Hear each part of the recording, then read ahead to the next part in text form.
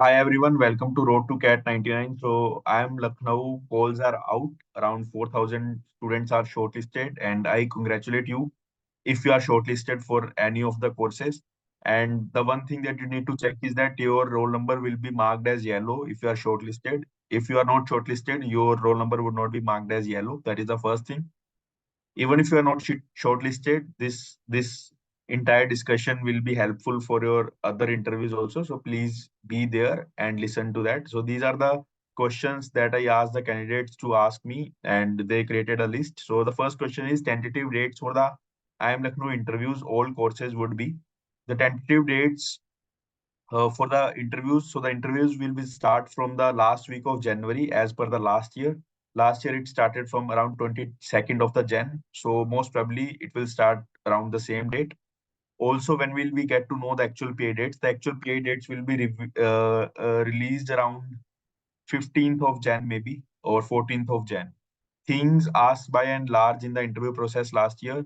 So I have been following the interview process of different B schools from the last 3 years. And what I have seen, especially as far as the IIM Lucknow is concerned, is that they ask random things. What I mean by random things that you can't judge their interview process. The first thing that the duration of the interview will be around 6 to 8 minutes on the average, or maybe 15 minutes, but not more than that, because they have to take a lot of interviews. They shortlisted around 4,000 candidates. That is one of the reasons. What they do ask is they can ask you graduation subjects. Even if you have 3 years of work ex, 4 years of work ex, they can still ask you. They can ask you general affairs, right, current affairs or general news, right. They can ask some questions related to your state and city.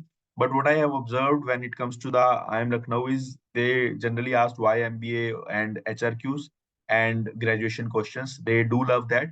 Apart from that, they generally focus on 2 or 3 topics only. For example, if they want to ask you graduation things, the whole interview might go on for that only, right? As an engineer who applied in all 3 courses, how to prepare for SM course interview. As far as SM is concerned, I literally don't know anything about SM, so it requires some special preparation. And I would suggest only go if you're interested for the SM course. But yes, if you are interested, you can any day contact the past year student through the LinkedIn. So that will be the best method to prepare. Specific type of questions IML interview asked to the candidate. Not really specific, but yes, you can have a look about mission of the college, agenda of the college, who is the director, who is the dean of the college, what type of courses they do teach, and some sort of that questions. Apart from that, do read past year transcripts of the interviews, and uh, beyond that, be prepared for anything, I would say. Preparation strategy for ABM course without any such experience in the field. So as far as the ABM course is concerned, go for that only if you feel that you are prepared, or only if you feel that you want to push your career through that course only, because ABM course would be different from the PGP, right? So you need to talk more about this with the current students or with the alumni. How much above cutoff can be considered safe for elastic chances of conversion for each program? There is no such cutoff as that, but you can anyway rely on the past figure, because what I have seen in the IIM Lucknow interviews, that they generally give the usual marks in the PIs around 20 marks out of 40 or 50. And if you are hoping for getting 30 plus or something, then it completely depends on the interview panel and your interview on that day. But yeah, if you're just crossing the border, this is just my viewpoint, that if you're just crossing the border, you should prepare very hard. And if you have like very high percentile and your CS is very high, then you can be a little bit relaxed. But again, there is no such criteria, there is no such theory to sport or to define anything, right? So prepare well according to me. How much above cutoff can be considered online or offline interviews? Surely it will be offline interviews. Not started preparing step by step guide now, where to get that one personal mentor to guide through it all.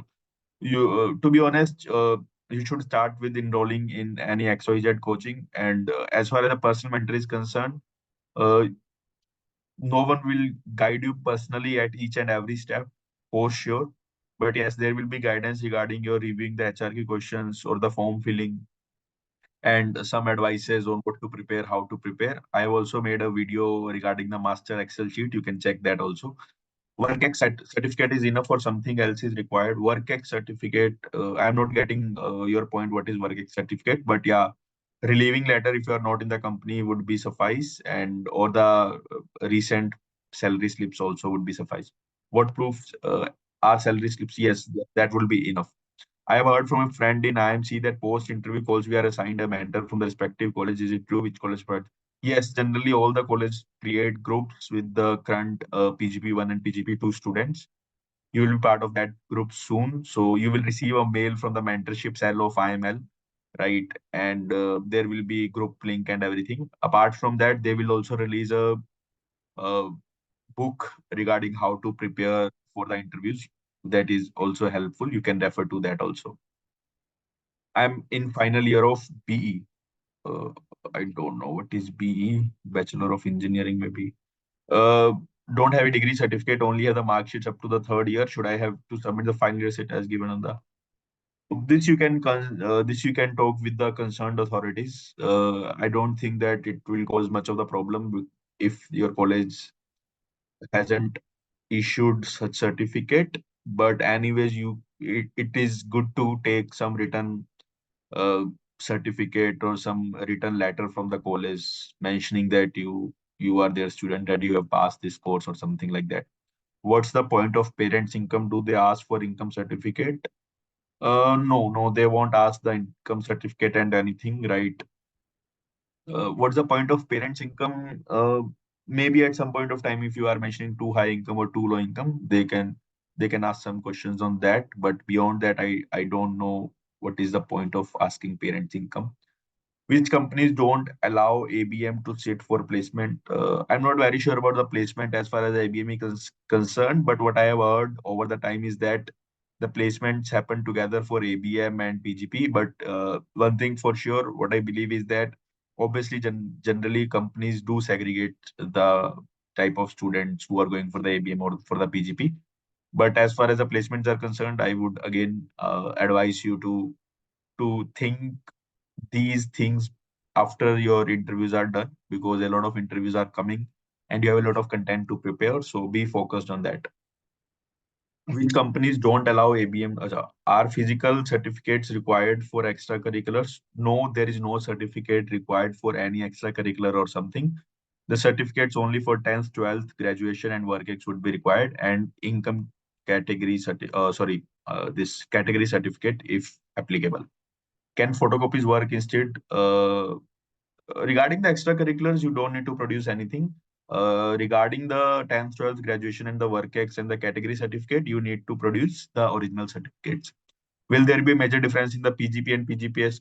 I hope there will be there must be a major difference. How is the course doing? I'm not very sure about that. I can talk about the PGP, but as far as the PGP SM is concerned, again, maybe I will find some student who can tell you more about SM, and I will make video of that.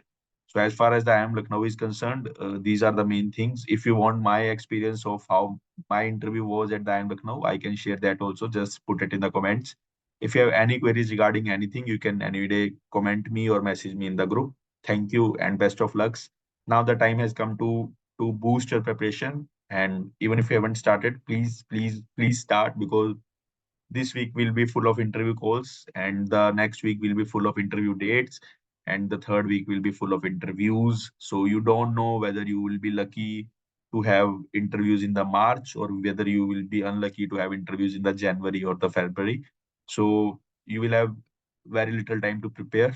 If you haven't started, start preparing. Best of luck.